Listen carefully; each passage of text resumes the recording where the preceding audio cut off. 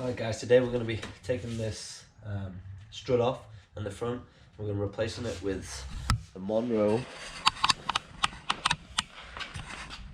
139104. I actually already have replaced it, but I'm going to make a video on how to replace it. This is the old strut, 135,000 miles on it.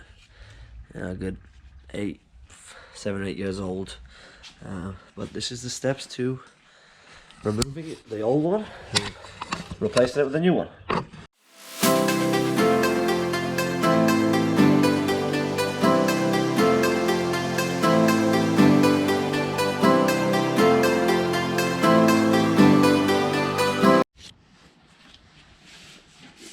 Alright, so once you get the wheel off, it's a pretty easy procedure.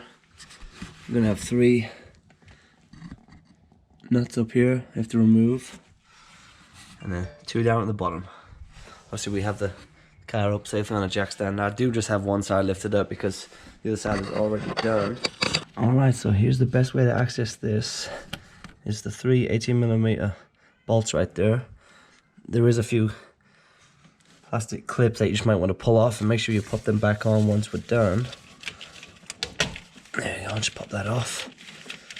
And then I have this ratchet with a few extension pieces on there, and 18mm on the end. So what I'm going to do now is I'm going to take these off and I'll bring you back. What I've done is I've removed the back 2, and the front one I've left on and just screwed lightly on top. So when I drop the strut down, it doesn't just fall to the ground, and then we can untighten it and let it go.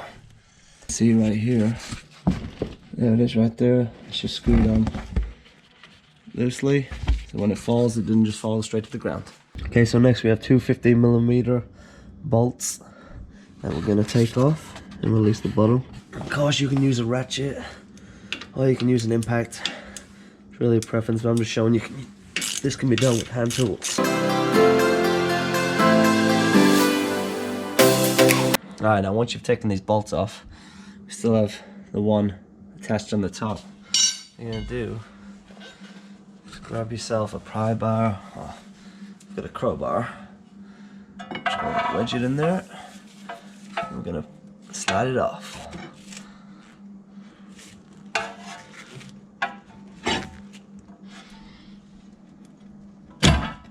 Let it drop. Now, once you've pried it down, it's still hanging from the top right here. Just going to hold it. I'm going to loosen this with my hand, take it off. I'm going to come down. I'm going to come back up for the top. Be careful of any brake lines. Lift it on now. These clips were on here, were on the old one. And the new ones came with a bolt and a nut on the top, but I didn't want to use the nut. I wanted to reuse these, so you just pop these off with a flathead screwdriver and I placed them onto this one, so I could reuse them. Alright, so to line this up, I'm going to have the bottom. It's going to line up with the bottom mount, and then you've got the triangle formation on the top, where you got the 1 towards you and 2 on the back. Obviously you couldn't put it in this way because there's only 3 holes on the top and they line up in a triangle formation, so there's only one way to put it on. It's pretty straightforward. I'm going to put it back in. We're going to have your 1 nut ready. You're going to go the same way you came out. Go back in. Watch for brake lines again. Hold it, match it up with the holes on top. Guide them through, and then securely fasten one of these nuts just loosely, where it will hold it and it's not going to fall on anything. What we do now is we come back over here. I'm just going to hand tighten these on there.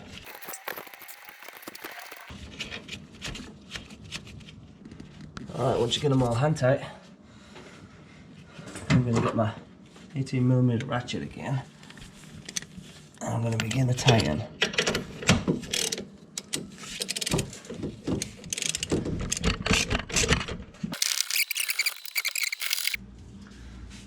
Now you got the top. This is fastened. I'm going to crowbar back in here and pry it back into position on the bottom. Do a little bit at a time. There we go. Once it pops in, pull your bar out of there. And knock into position. Not quite lined up, just pry it ever so slightly. Line them holes up. Put it on through.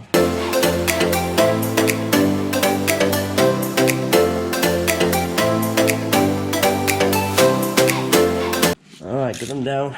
Get them nice hand tight with a ratchet right there for now. So both these bolts are going to be torqued to 37 foot-pounds. A little loose. There we go. Let's check this to the side. Yep, we're good. I'm also going to torque these top three to 37 foot-pounds.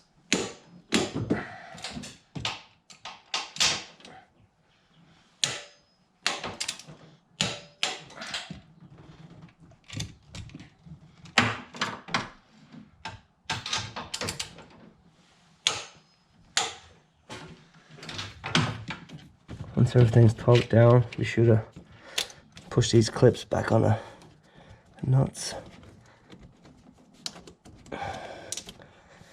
You're good to go. Alright, there you are. So this installed, complete strut. And it's time to put the wheel back on.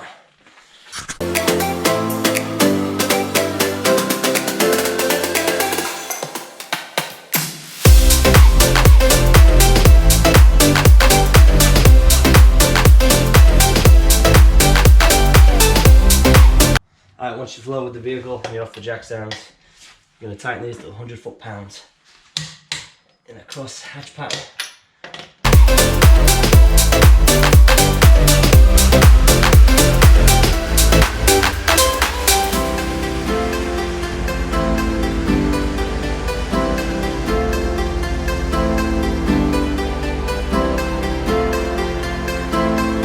So there you go, she's all done. I do just want to say, because the old strut was several years old and did have 130,000 miles on it, that the front end did rise probably about half an inch. I'm sure that'll flex down some, but I like the way it's sitting currently. It looks nice, almost looks level. It's probably half an inch difference. The procedure goes for the same on the other side. I hope this video helped, and if it did, please like that thumbs up button and subscribe and comment. Thank you.